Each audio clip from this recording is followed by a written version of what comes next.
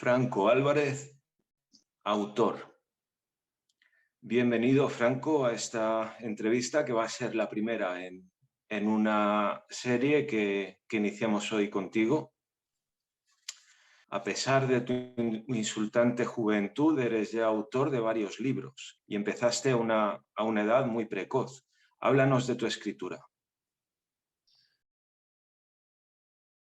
Bueno, Fernando, muchas gracias primero por el tiempo y también un privilegio ser el primero en esta serie.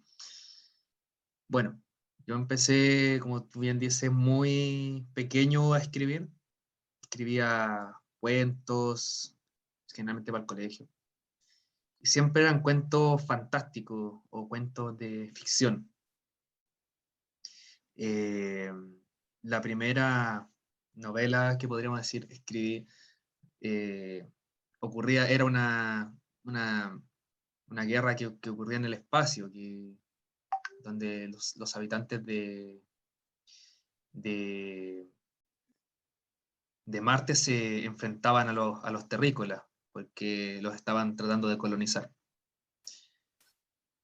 Y siempre me gustó esa área, escribir ficción, escribir fantasía, escribir cosas sobre escenarios que o son muy poco probables o simplemente solo los podemos imaginar, ¿no? Y bueno, también he escrito relatos y hoy me encuentro próximo a la publicación de mi segunda novela y mi tercer libro. Háblanos de él.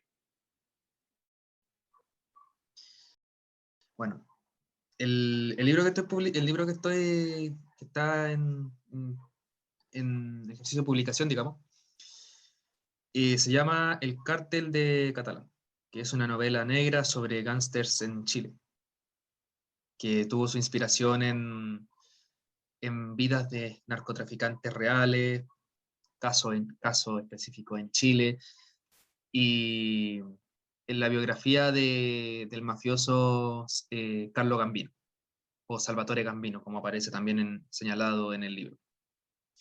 La característica que tiene este libro es que fue el primero que he escrito personalmente, que fue totalmente mecanografiado, fue totalmente escrito a máquina, y después fue digitalizado en el computador y para las futuras correcciones, etc.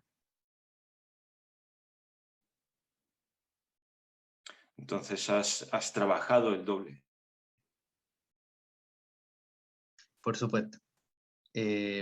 Fue más, aparte de ser un ejercicio de nostalgia, fue también para aprender a redactar mejor, para redactar ideas, y también por generar un ambiente que te permita escribir de manera continua, que te haga, como dice Disney en la película Soul, que te haga entrar en la zona, que te haga estar inmerso en algo que es propio, ¿no? ¿Qué te llevó a interesarte por el tema del gangsterismo?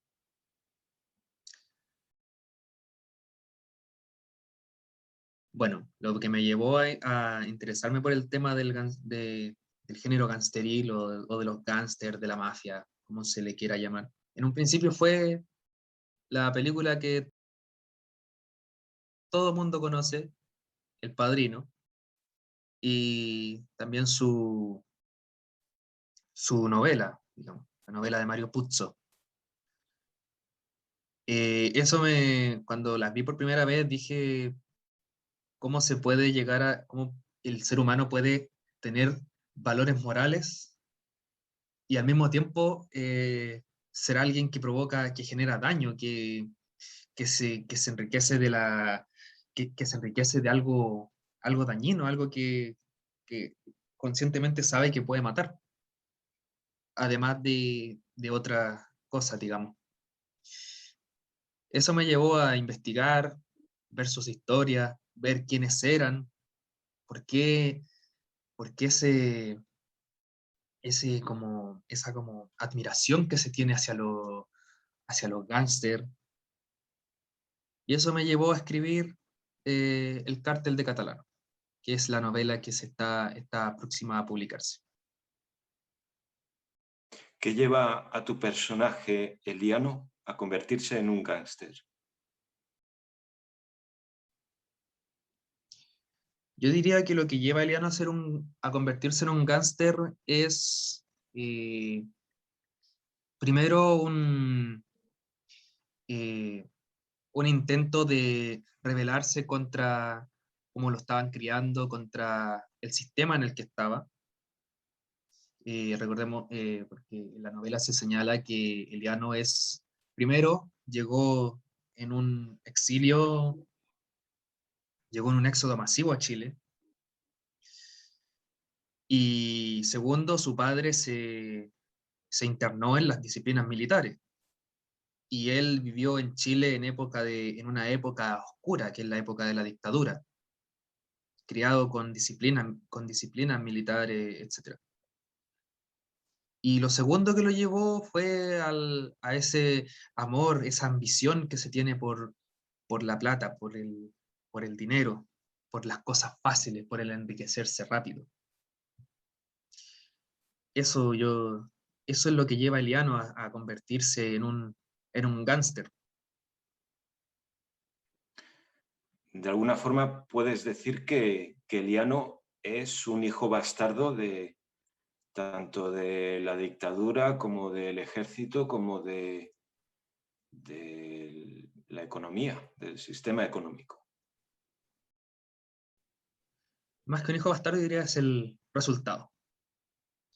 El resultado de una ecuación. Y como sociedad, ¿en qué lugar crees que nos deja eso?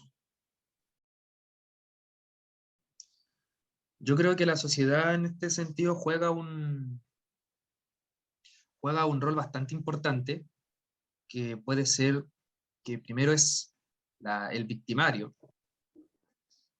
porque siempre se ha dicho que las, los malos ejemplos, las malas juntas, las malas personas que nosotros vemos, pueden redimirse, pueden cambiar su camino si la sociedad les tiende una mano. Pero también el mundo prefiere mirar a otro lado y hacerse el tonto, digamos, o como decimos en Chile, hacerse el leso. Y después juega el papel de víctima. Pero ese papel es como, me atrevo a decir, es como una actuación, porque es la consecuencia de sus actos, digamos. Entonces, planteas que se puede ser víctima y verdugo a un tiempo. Ese, como te digo, no sé si se alcanzó a escuchar el papel que yo creo que juega la sociedad en este sentido. Tanto con Eliano, que es un personaje ficticio, como en la realidad, como en el mundo tácito, en el mundo terrenal.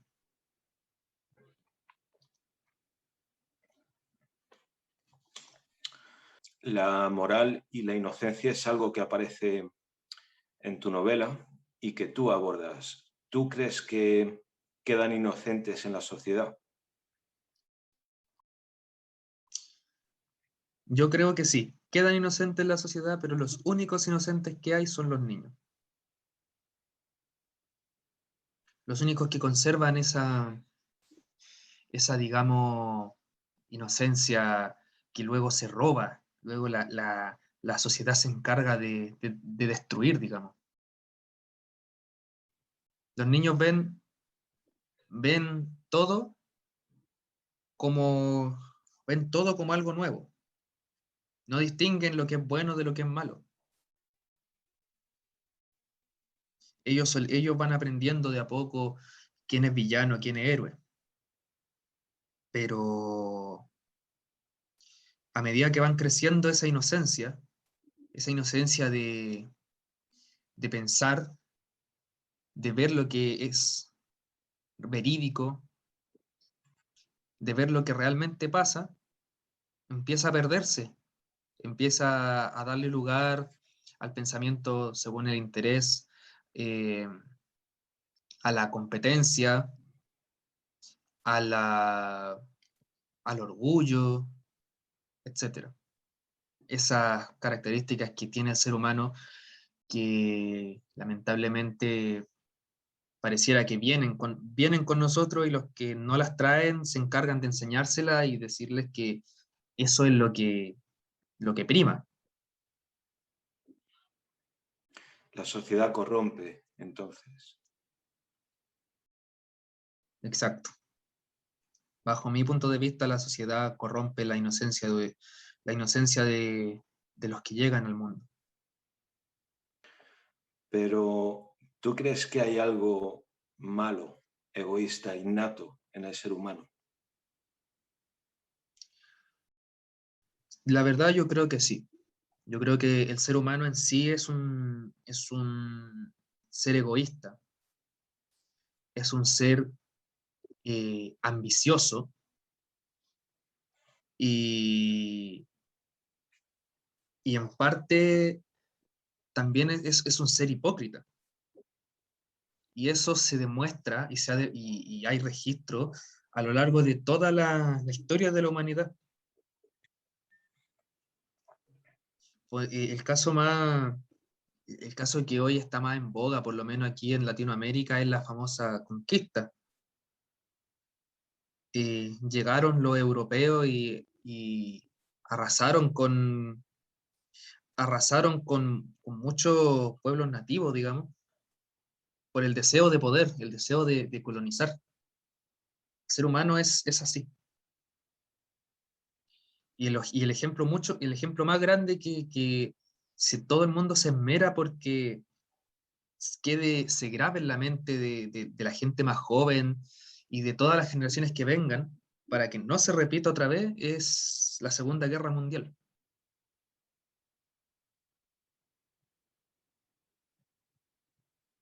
¿Tú crees que según ha ido la sociedad humana madurando, se ha ido haciendo mejor o peor? Yo creo que a medida que ha ido madurando la sociedad, a medida que, digamos, ha ido evolucionando, ha ido intentando aprender de sus errores, ha ido intentando no repetir las mismas conductas que antaño casi lo llevaron al desastre, pero choca con la misma naturaleza del ser humano. Eh, Muchas veces decimos, listo, no hay que listo, en 1900, de 1933 a 1945, el mayor conflicto que tuvo la humanidad fue porque un tipo llegó arriba y quiso eliminar a los que no pensaban ni eran como él. Entonces, listo, nosotros no tenemos que hacer lo mismo. Pero hoy en día siguen habiendo peleas, discusiones, incluso decesos, porque la otra persona no piensa como yo, no tiene la misma idea que yo. Y hoy incluso me atrevo a decir que es como cíclico. Estamos volviendo a lo mismo de querer imponer una idea sobre la idea del otro, de radicalizar una posición o un pensamiento.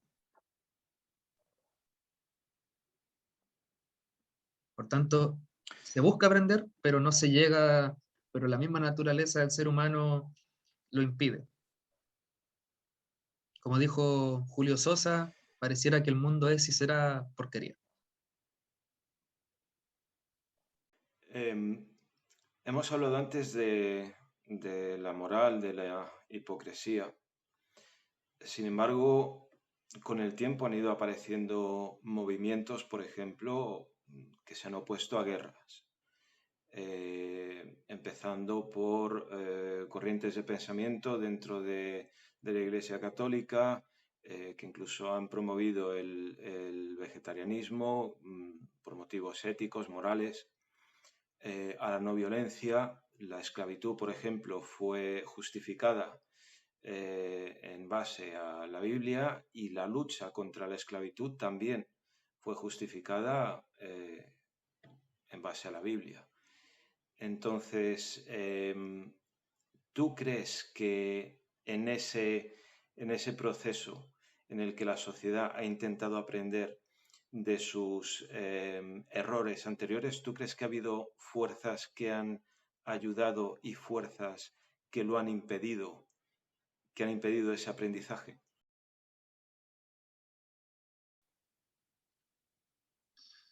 Yo creo que sí. Yo creo que hay fuerzas que han ayudado ¿cómo se llama esto? A potenciar ese aprendizaje. Han habido instituciones, como tú mencionas, la tan conocida Iglesia Católica, que busca, primero, redimir el pasado que tiene. Segundo, buscar eh, buscar mm, otros valores que ya se desarraiguen del siglo II después de Cristo, y ayudar a la gente al, a que empiece a vivir, digamos, a darle una guía. Pero la fuerza que se opone son exactamente, siguiendo con el ejemplo, por ejemplo, y siguiendo con el ejemplo de la Iglesia Católica, son sus mismos detractores. Quien no tiene un pensamiento religioso o quien está en contra de la Iglesia Católica, siempre siempre se va a oponer a sus cambios y los va a ver como una manera hipócrita de buscar seguidores. Por tanto, estas dos fuerzas, cuando se contraponen, evidentemente no generan un avance, porque mantienen todo en un punto fijo. Y el ser humano es eh, en ciertas ocasiones, es tan valórico, le gusta preservar sus valores y los defiende, defiende sus convicciones, y esto lleva a que ninguno tampoco ceda. Por tanto, esas son, como yo digo, las fuerzas que tratan de avanzar y que al mismo tiempo impiden su avance. Incluso creo que puedes decir que dentro de la Iglesia Católica y de otras iglesias ha habido corrientes más, digamos, más a favor de una actualización, de un progreso, y otras que han querido, pues, mantener todo lo que había habido, digamos, con la intención de mantenerse fiel a lo que fue en sus orígenes la iglesia fundada por San Pedro. ¿Tú ves dentro de la iglesia una dialéctica, un enfrentamiento entre posturas contrapuestas? Sí, yo veo, bueno, personalmente por eso también me alejé un poco de la iglesia, porque veo que hay muchas posturas que son conservadoras, que pretenden mantener valores que hoy eh, ya no son o bien vistos o ya están obsoletos. Y lamentablemente esas fuerzas son las que impiden que las personas, la facción progresista de la iglesia, logre avanzar y acercarse a la sociedad, a la nueva sociedad de las nuevas generaciones. Es Dime muy un ejemplo conocido de... Perdona. es muy conocido, por ejemplo, el caso de Juan Pablo II, que logró hacer que la iglesia ya no fuera esa divinidad en la tierra. Logró empezar a cortar muy de a poco esa visión, ¿cómo se llama esto? Mm, medieval de la iglesia, que el Papa era un elegido de Dios y era un mensajero que debía ser visto si Tolkien hubiera estado vivo, diría como un maya, como un mayar. No, él bajó eso, como decimos en Chile, bajó los flappers y acercó la iglesia a la gente. Pero luego tenemos el caso de Benedicto XVI, que fue un completo retroceso del avance de Juan Pablo II. La iglesia volvió a ser lo que era. Y después, y hoy tenemos el caso de Francisco, el Papa Francisco, que intenta con todo lo que está a su disposición y alcance, de modernizar la iglesia, de dejar, de cortar de una vez por todas la divinidad la divinidad falsa de la iglesia y ser un ente que esté cerca, que sea una ayuda. Pero lamentablemente todavía quedan muchas fuerzas conservadoras que le impiden hacer esos avances. Es muy conocido cuando el Papa dijo que no estaba en contra del matrimonio homosexual, del matrimonio de las personas del mismo sexo, y 2 meses después apareció diciendo que no, eso no podía ser. Y claro, la gente diría, oh, es un hipócrita. Y sí, en cierto sentido sí puede ser hipócrita porque no defendió sus convicciones, pero también sucumbió al peso de la otra facción, la facción más conservadora. O como diría Mario Puzo, se dio ante los pezonovantes conservadores. Te voy a plantear un argumento que va contra lo que tú comentas acerca de si la Iglesia debe acercarse a la sociedad, sobre todo a la gente joven. Yo te voy a plantear un argumento contrario, que es el siguiente. La Iglesia no debería intentar ser popular, sino mantenerse fiel a sus orígenes, a sus doctrinas y a lo que predicó Jesús. ¿Qué contestarías tú a eso?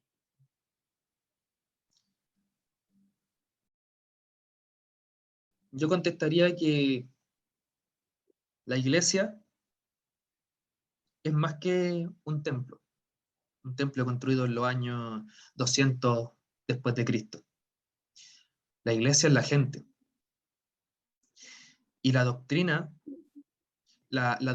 interpretada la doctrina que se interpretó en su momento de la enseñanza de Jesucristo, hoy no se interpretan de la misma manera. No tienen el mismo peso que, que tuvieron en su momento. Tienen otra mirada, otra versión. Y si la iglesia no logra convencerse de eso, no logra actualizarse, se va a quedar sin gente. Se va a quedar sin gente que quiera transmitir ese mensaje. Se va a quedar sin gente que, que, le, que se siente identificada con ese mensaje y quiera seguir ese mensaje. Y poco a poco va a ir desapareciendo. Y si el interés de la iglesia también, visto como de una manera empresarial, es mantenerse, tiene que también actualizar dicho actualmente, tiene que actualizar sus términos y condiciones. La iglesia es la gente, en ciertas palabras. Precisamente yo creo que has puesto el dedo en la llaga, porque iglesia viene del griego eclesia, que significaba asamblea.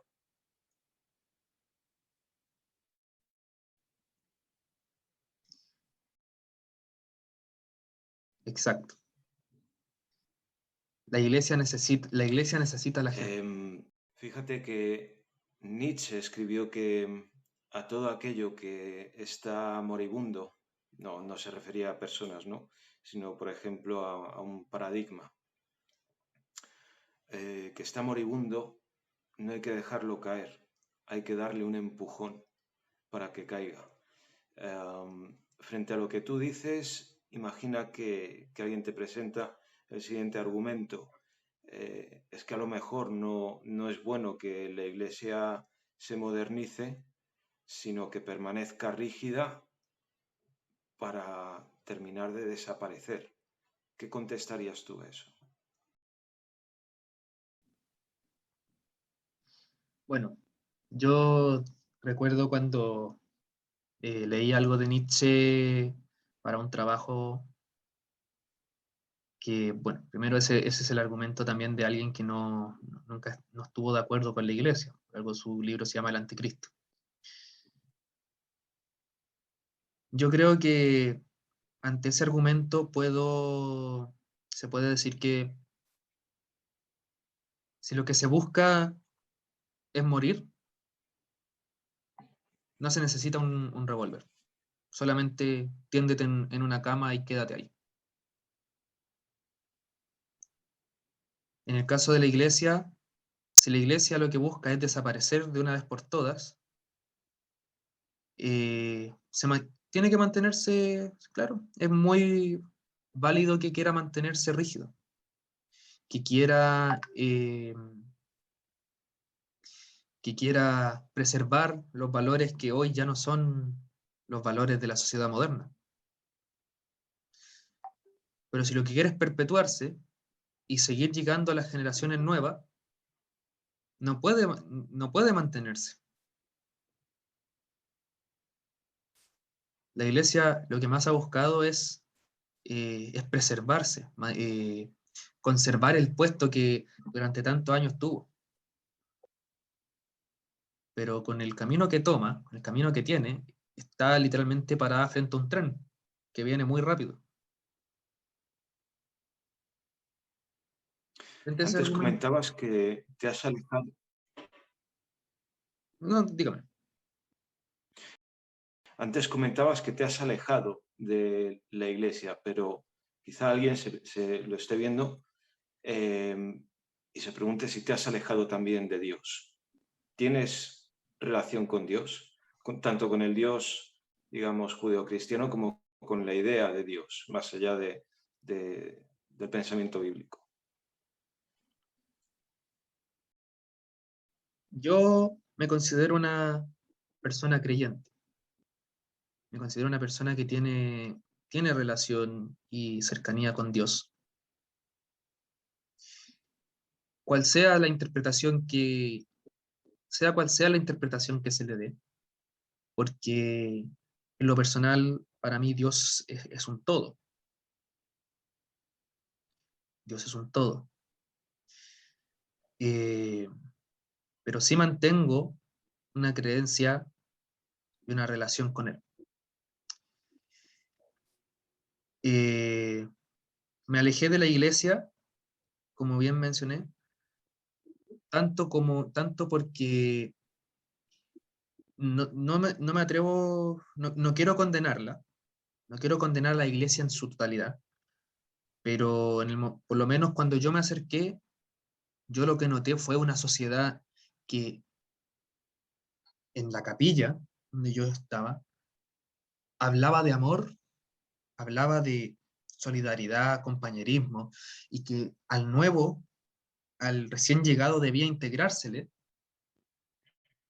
pero a los que recién estábamos llegando no nos tomaban en cuenta.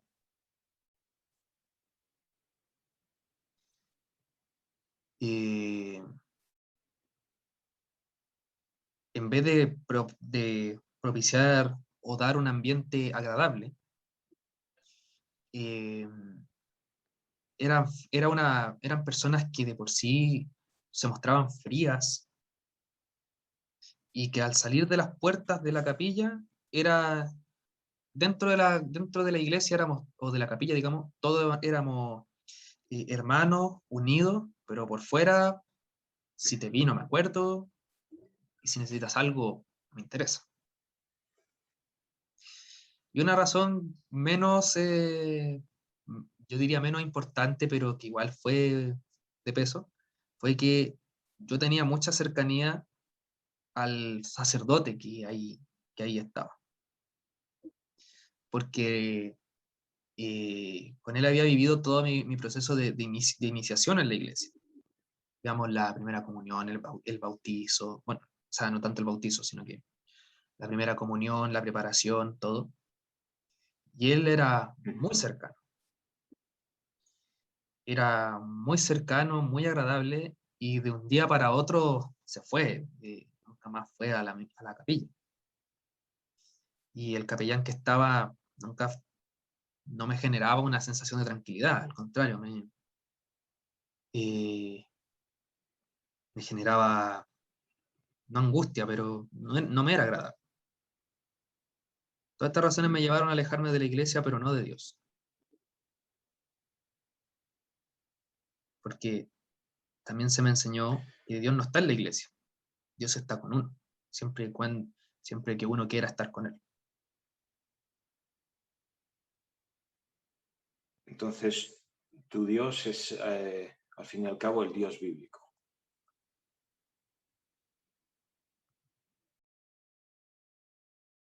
No me atrevo a decir que sí, pero tampoco me atrevo a decir que no.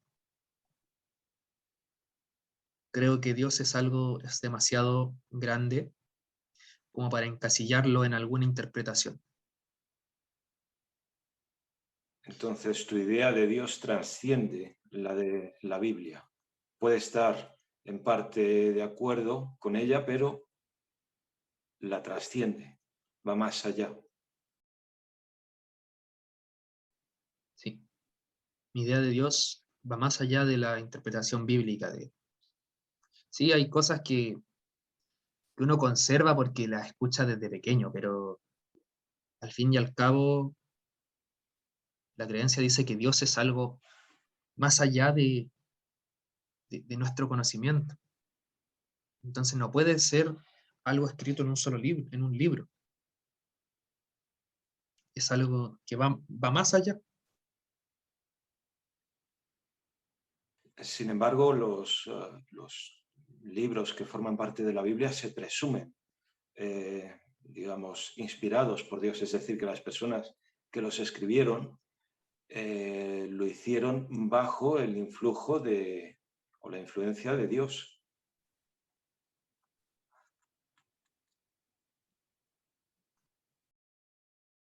Yo creo que, yo creo que sí.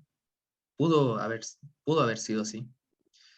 Pero también tenemos que considerar que el ser humano eh, muchas veces desde la época antigua dramatiza.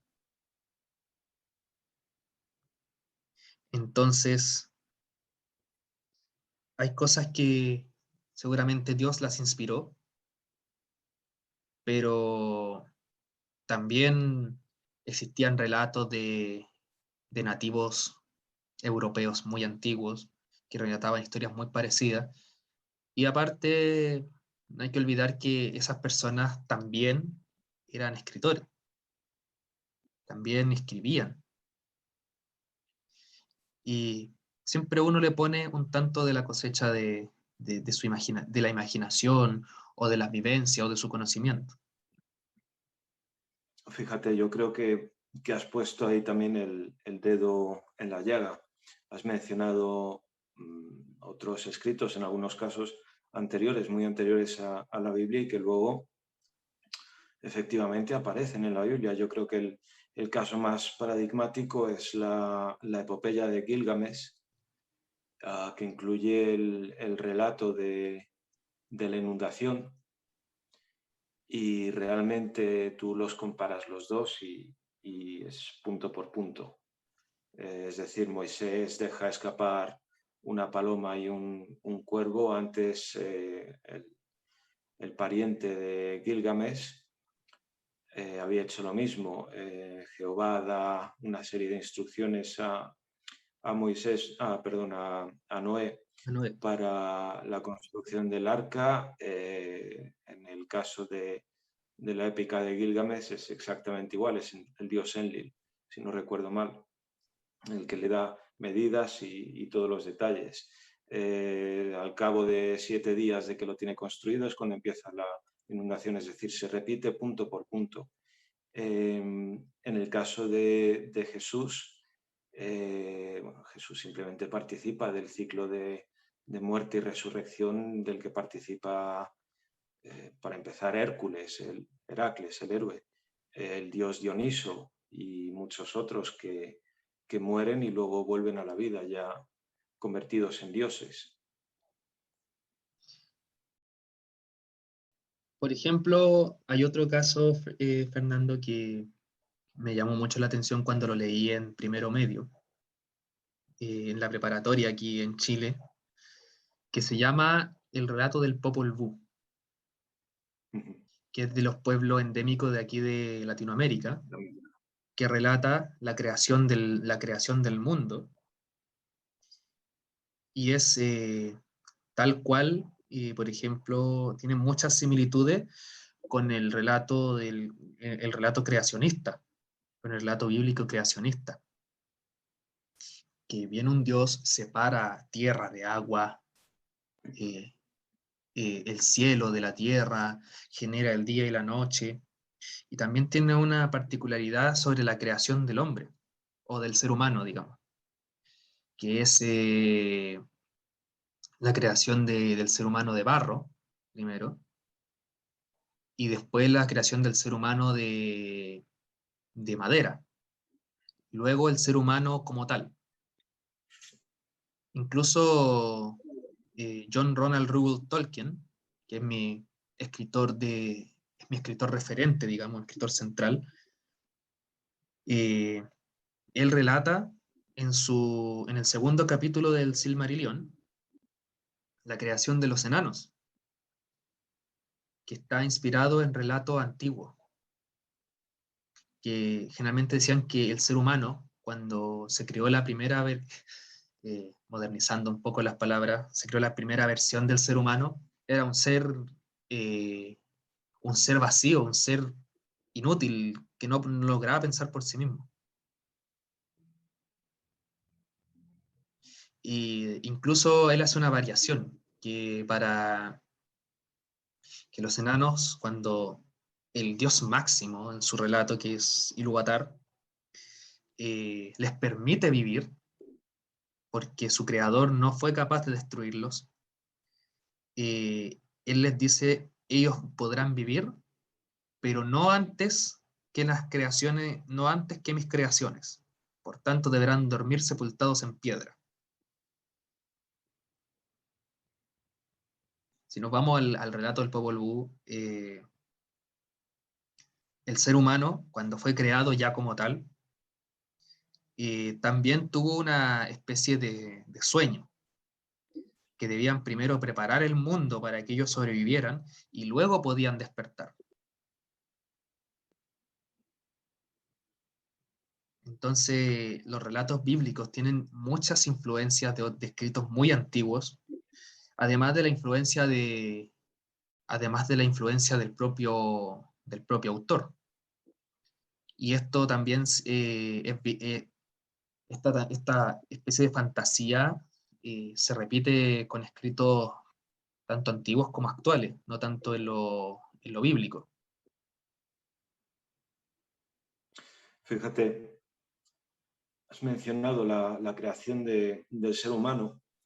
En Génesis, Jehová crea a Adán, al primer ser humano, a partir de barro. Adán, de hecho, viene del hebreo Hadama, que significa tierra, con lo cual el nombre de Adán es una referencia a su propio origen. En la epopeya de Gilgamesh, los dioses crean también a un ser humano a partir de barro, que es el que luego se convierte en compañero del héroe Gilgamesh. Y hablabas de la creación de varias versiones del ser humano, como cada una de ellas, digamos, más acabada que las anteriores, primero barro, luego madera. Y eso me recordaba al mito de las edades que recoge Hesíodo en la Teogonía.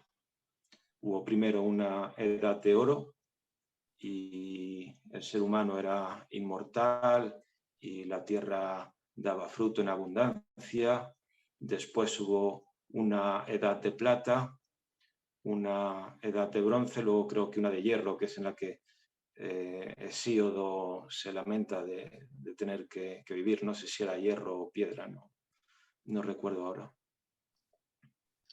Bueno, Pero ese mito no le comento nada porque no lo conocía, la verdad. fíjate, es muy probable que los antiguos hebreos tuvieran conocimiento de la historia de Gilgamesh, porque tablillas de arcilla con el relato han aparecido en lo que luego fueron los reinos de Israel y de Judá. Pero no es posible que tuvieran conocimiento del relato de Popol Vuh. Lo que pasa es que el psiquiatra Jung, Carl Gustav Jung, planteó que existe una serie de contenidos en la mente del ser humano que son de origen atávico, que los traemos, digamos, por defecto o por hacer una analogía con los móviles, de fábrica. Y lo llamó inconsciente colectivo. Y claro, eso implicaría que cuando nacemos ya traemos una serie de imágenes que él llamó arquetipos y que luego han ido apareciendo tanto en las religiones como en la literatura de pueblos que no pensamos que pudieran tener contacto entre sí en épocas remotas. Me acuerdo de los arquetipos de Carl Jung porque en la universidad tomé un pequeño curso de religión y psicología. Eh, sí, yo también tuve la misma reacción de esto se ve interesante porque nos van a enseñar por qué la psicología no es buena y por qué la religión sí, y el enfoque fue diferente. Y me acuerdo muy bien de los arquetipos de Jung, tanto en porque, como tú bien dices, eh, hay muchas cosas, muchas imágenes, digamos, que se repiten en pueblos que nunca se toparon o, o históricamente, según lo que se sabe, no se toparon. Y también eso se lleva a los miedos del ser humano. Y incluso me acuerdo, no me acuerdo quién lo hizo, ni en qué año, pero se hizo un experimento donde se puso a un bebé de meses y se lo expuso a distintos animales. Primero a conejos, animales que nosotros podemos considerar adorables, pero después se lo expuso a una araña, no recuerdo, solo recuerdo que por seguridad la idea era que no tuviera veneno y que no se acercara al bebé, pero lo expusieron a una araña y el bebé se intranquilizó demasiado. Lo mismo con una serpiente, con un escorpión, etcétera.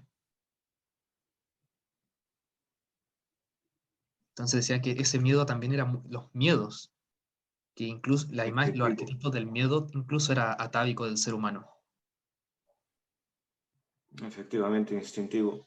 Yo creo que hay también otra dimensión en lo que comentamos de los arquetipos y del inconsciente colectivo, que es ya puramente física, es decir, de una estructura corporal común basada en el carbono, emerge una psicología humana común y que por lo tanto va a acabar desarrollando patrones culturales similares, aunque no tengan contacto entre sí.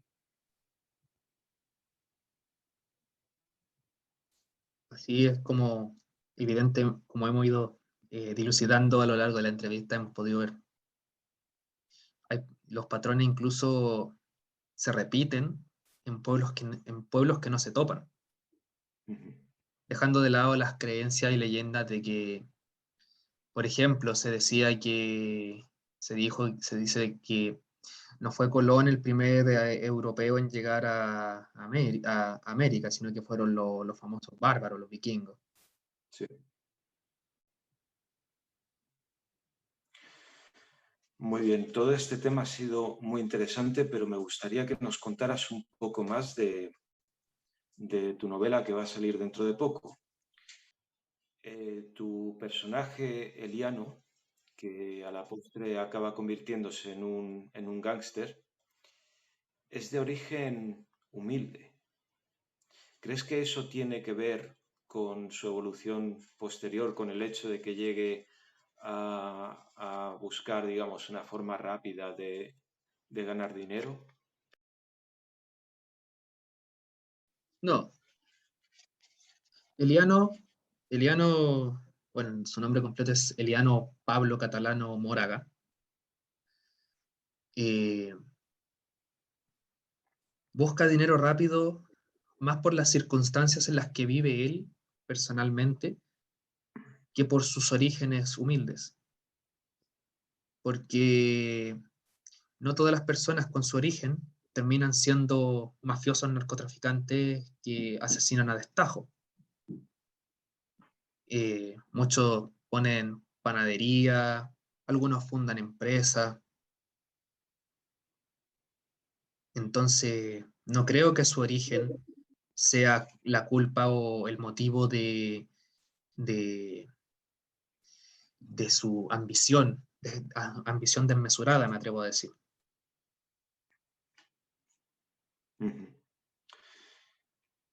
Sin embargo, hay muchas personas que, digamos, toman el camino honrado, montan una empresa, pero que desde su empresa puedes decir que también pisotean a unos individuos, en otros casos a comunidades enteras. ¿Qué crees que diferencia a un empresario de un gángster? Porque podríamos decir también, la diferencia es que uno está a un lado de la ley, el otro está al otro lado.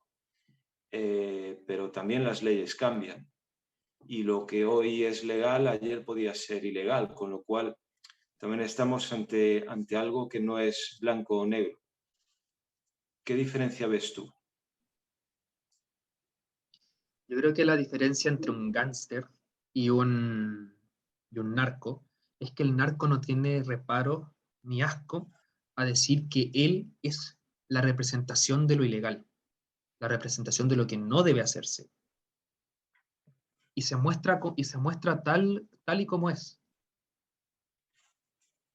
El empresario hace todo lo que está a su alcance por mostrarse como alguien legal, alguien correcto, alguien que como bien se dice, eh, está del lado de la ley y puede demostrar que siguiéndola se llega.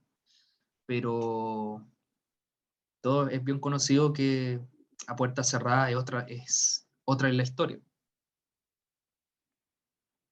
Incluso dentro de las mismas organizaciones empresariales hay corrupción, hay pisoteo. Tenemos el caso de los hermanos McDonald. Ellos fundaron algo que en su momento fue revolucionario y un empresario frustrado que llegó a trabajar con ellos vio su oportunidad y primero hizo todo a la par y después él empezó a crecer, los dejó más pequeños y luego los terminó de aplastar.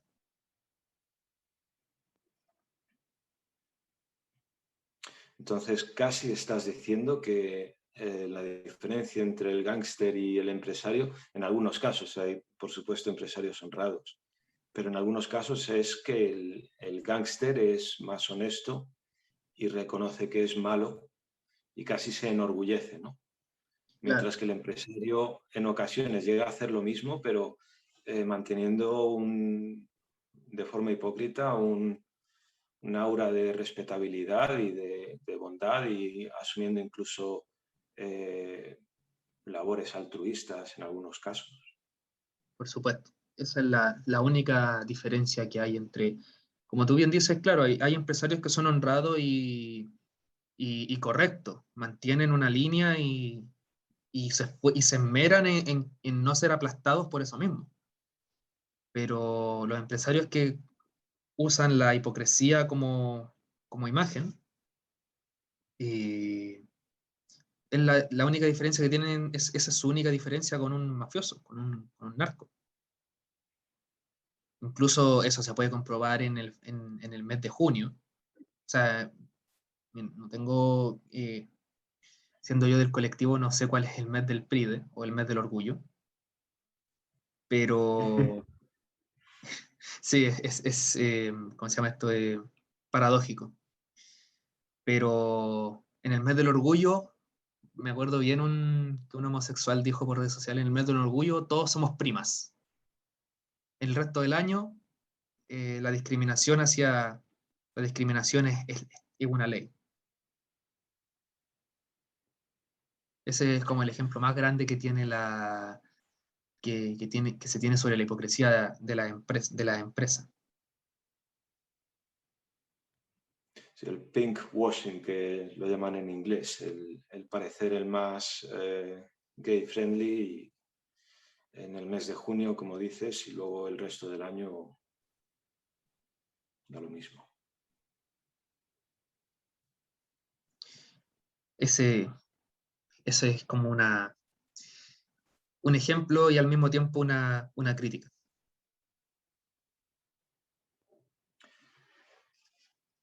Supón que alguien te plantea el argumento que incluso el empresario más honrado se encuentra con situaciones en las que tiene que taparse la nariz, en las que tiene que hacer cosas que no le gustan, puede ser cosas ilegales, inmorales. Y en definitiva, la vieja idea que también planteaba Maquiavelo, que el fin justifica los medios. ¿Qué contestas tú a eso? Bueno, yo con Nicolás Maquiavelo tengo una disputa. Nunca me ha gustado no me gusta a pesar de que sí reconozco que fue importante, no me gusta su libro, porque, bueno, por diversas razones. Centrándome en el fin justifica los medios y en el argumento de que incluso el empresario más honrado a veces tiene que caer en lo ilegal, yo creo que quien tiene sus convicciones claras, como mencionamos en un inicio con el tema de la iglesia, quien tiene su convicción clara, sus valores presentes y quiere mantener esa imagen, porque quizá antes de 1990 podría ser que pasase desapercibido, pero hoy más encima todo se sabe. Quien no quiera caer en lo ilegal no lo va a hacer.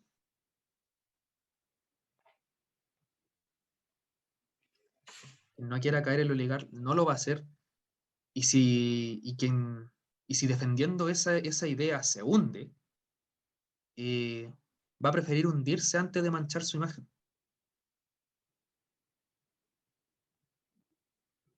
Entonces, ¿tú no crees que el fin justifique los medios, sino que los medios deben justificar el fin? Claro,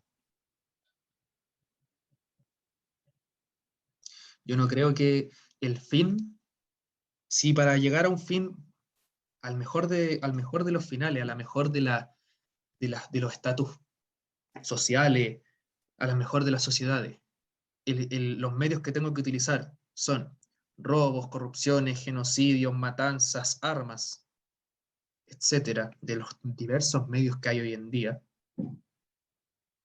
el fin no es el mejor, no es un fin justificado, no es un fin que pueda no es un fin, perdón, que pueda justificar lo que se hizo en el camino, porque sea como sea, eh, generó daño, generó heridas o generó o, o cortó con lazos que eran importantes.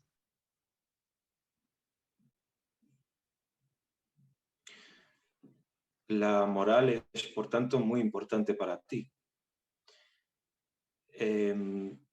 en tu caso, proviene de tu relación con Dios, tus creencias religiosas, o proviene de tu entendimiento y del mundo que te rodea, de las lecciones que hayas sacado de él?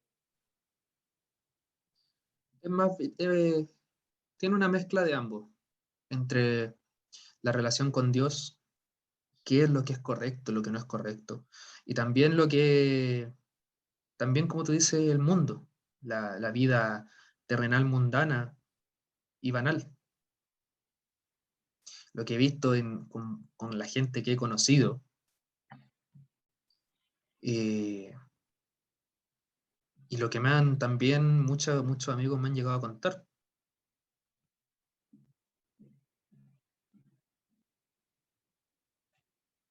O sea, hoy en día tiene más peso una persona que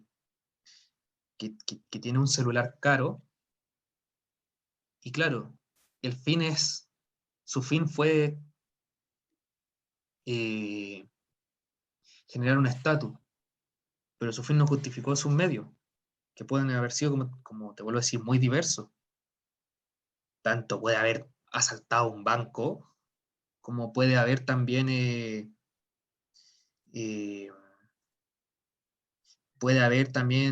dejado de comer sano durante un tiempo que se demorase en juntar el dinero.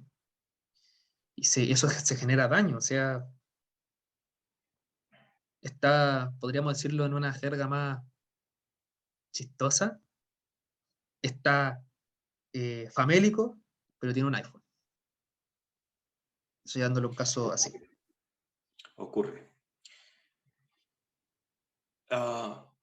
Supongo que alguien te plantea que realmente si quieres robar dinero no deberías atracar un banco, sino abrir un banco. Y que realmente más ladrones son los banqueros que los que roban en bancos. ¿Tú eso cómo lo ves? Lo planteaba Bertolt Brecht. Pero tenía la razón.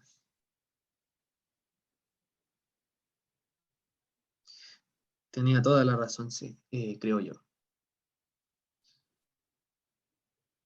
Hoy en día las instituciones son mucho más ladronas que un mismo ladrón de banco.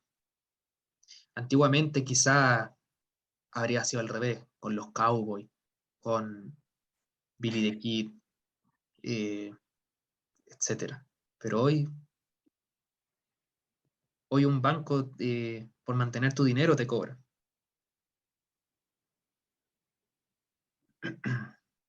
Así que yo le diría, si lo tuviera al frente, yo diría, usted tiene razón. Muy bien.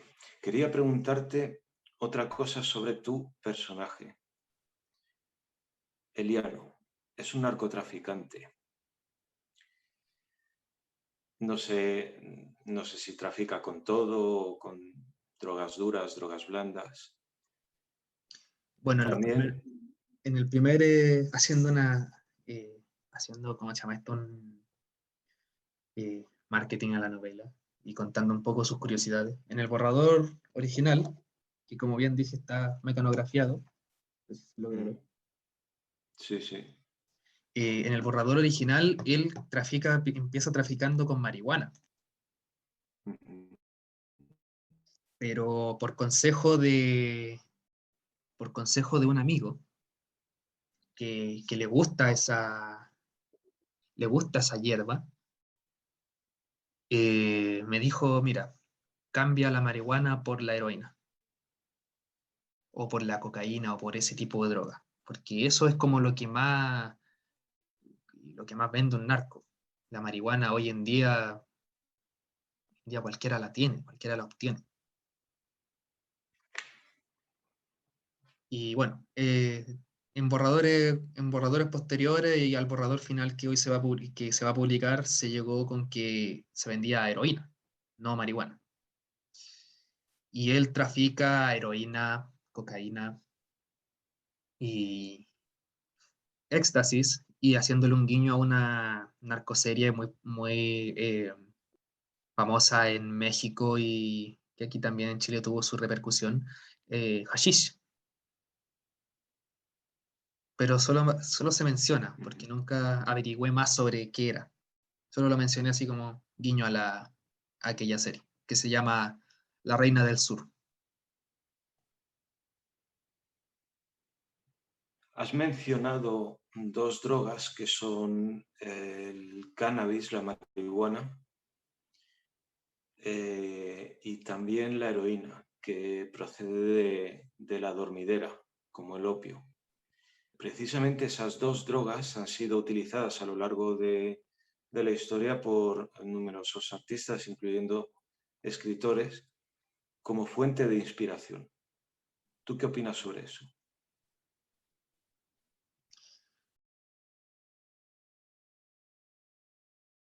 Bueno, ese, ese planteamiento lo escuché también hace un tiempo atrás, que me dijeron, ¿por qué tú no fumas marihuana si los grandes escritores la han fumado?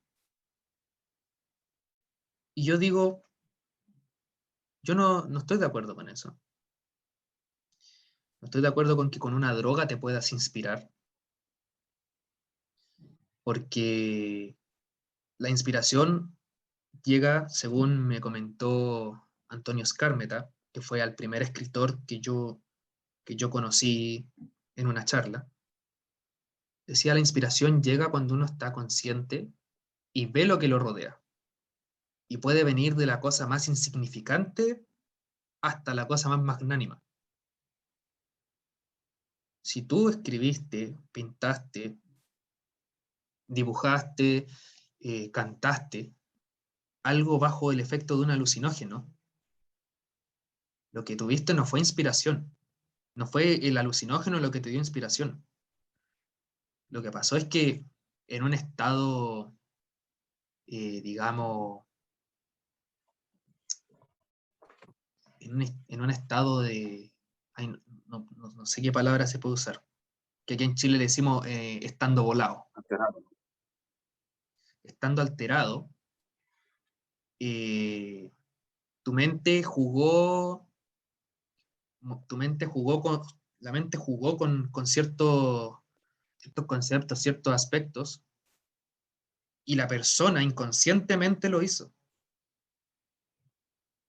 Por tanto, eh, no fue una inspiración, sino que fue prácticamente un reflejo. Y eso, por ejemplo, el que más evidencia ese estado es el mismísimo Stephen King, el escritor más grande de terror, después de Poe. O sea, el escritor más grande de terror de nuestros tiempos. Sí. Quien escribió novelas como Máquinas Mortales, Cujo, Misery. Pero cuando le preguntaban a él de dónde sacó la inspiración, él respondía, no me acuerdo de haber escrito esa novela. Cuando dijeron cómo escribió Cujo, le dijeron, no recuerdo, no tengo ninguna novela llamada Cujo. Y el periodista tenía la novela en las manos. O los libros de la Torre Oscura. Es el ejemplo más evidente de que las drogas no generan inspiración, solo generan reflejos. Porque cuando uno escribe, uno se acuerda, quizás no textualmente, porque la mente igual distorsiona, pero uno se acuerda de lo que escribió. Quizá tú lo atribuyes más, digamos, esa inspiración que algunas personas afirman haber encontrado en las drogas, tú lo atribuyes más a un efecto placebo. Claro, para mí fue más un efecto placebo que una inspiración.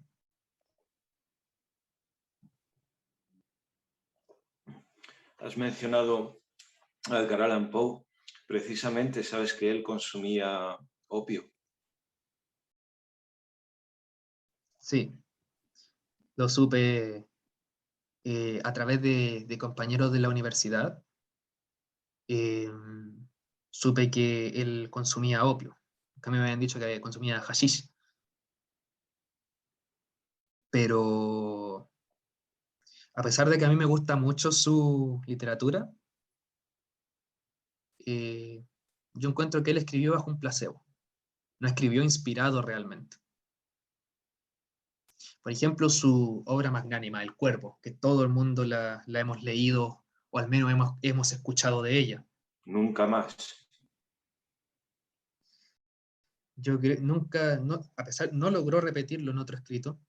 Y si tú me dices a mí que él su grande obra la escribía eh, bajo los efectos de las drogas, eh, a mí lo único que se me viene a la mente es que él escribió asustado de un cuervo en su casa. Que él simplemente un día estaba relajado en su estudio, se metió un cuervo, el cuervo emitió su sonido y él se asustó. Y eso lo llevó a escribir El Cuervo. Fíjate, también has mencionado el hachís, que es también la resina del cannabis. En la Francia de la segunda mitad del siglo XIX, una serie de artistas, fundamentalmente escritores, montaron un club de fumadores de hachís, que contaba entre sus miembros con Baudelaire, el poeta maldito, Dumas, el autor de Los Tres Mosqueteros, Théophile Gautier, Narval, Eugène Delacroix. Todos ellos fumaban hachís como fuente de inspiración para sus escritos. Posteriormente, Baudelaire lo dejó, pero Baudelaire, por ejemplo, escribió también no sé si calificarlo como poema o ensayo, porque él mezclaba un poco los géneros, pero escribió Los Paraísos Artificiales, que precisamente trata sobre las drogas. Como ya antes, Thomas de Quincey había escrito Confesiones de un comedor de opio.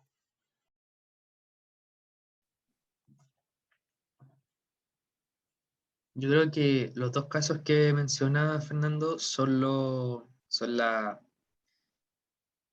terminan de demostrar que mi ejemplo tiene cierto peso, que ellos eh, no escribieron por inspiración, sino que el placebo los llevaba a escribir esas obras y que incluso uno puede hacer una comparativa. Bueno, yo a Baudelaire no lo he estudiado mucho, entonces hablo desde lo que pude ver en la universidad, pero sí uno puede hacer una comparativa entre los escritos de él sin el, el opio y el hashish, eh, a los que escribía bajo sus efectos. No niego que podían ser buenos textos, son buenos textos los de muchos autores que consumían droga, pero sí encuentro erróneo llamarlo inspiración.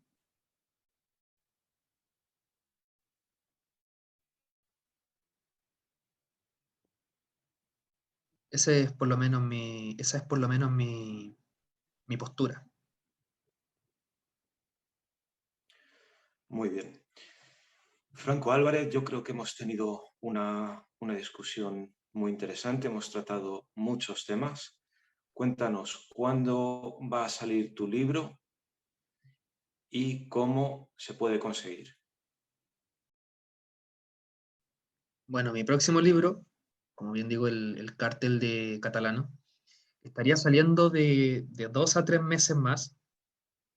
Estará disponible en librerías de España, México, Estados Unidos y partes de Chile.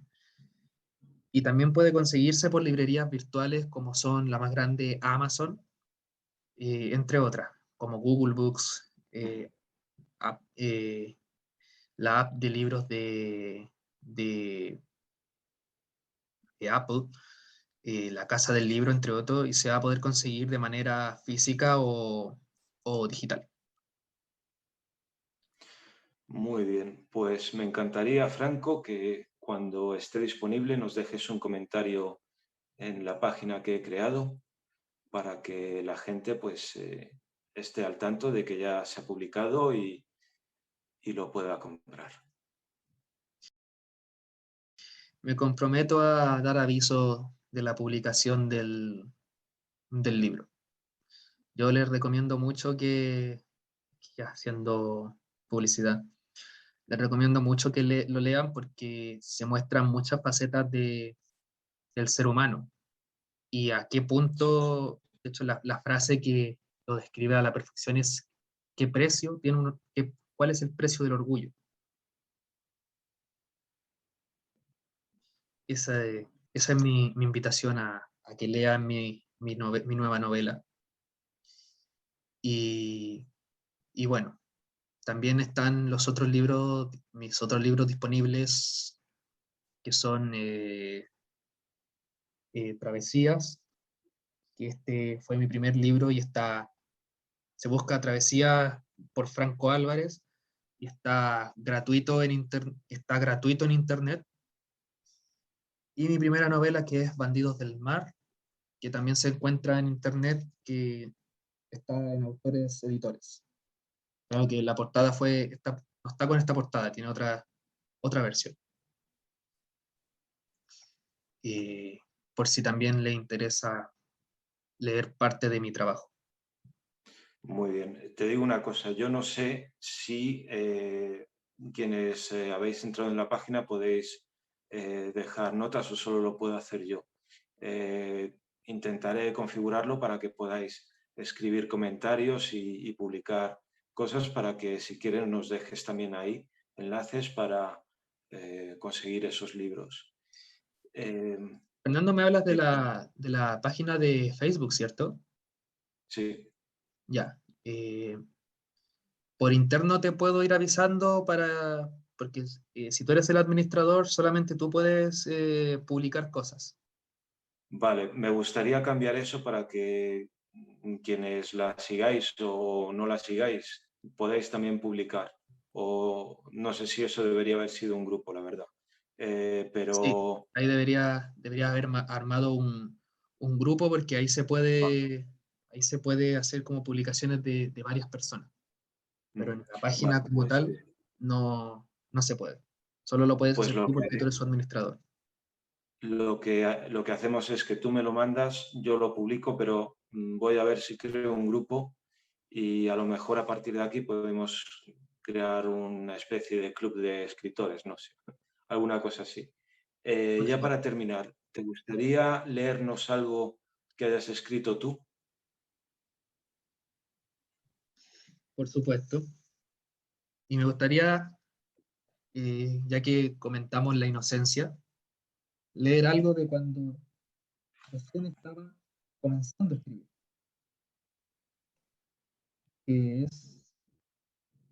que relata sobre el colegio, que es cuando es esa institución que muchas personas critican, pero que al mismo tiempo tiene ese peso, esa nostalgia que para algunos es buena, para otros no tanto. Por ejemplo, para mí primero medio fue horrible. Sin embargo, uno después ve eso y piensa, son cosas que nunca más se van a vivir. Este pasaje es de mi libro Travesía, de la página 27, y dice así: el colegio es la segunda casa del alumno, pues allí Espera, tenemos... no se te oye muy bien, Franco. ¿Ahí me escuchas? ¿Se me escucha? Ahora sí, ahora genial.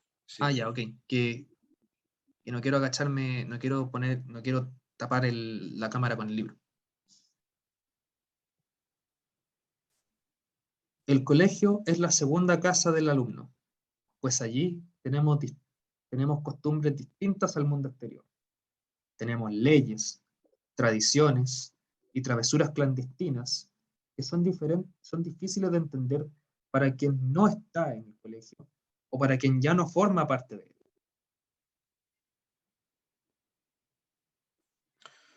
Correcto, tienes tu horario reglamentado, tienes tu pequeño mundo, tus amigos, tu tribu.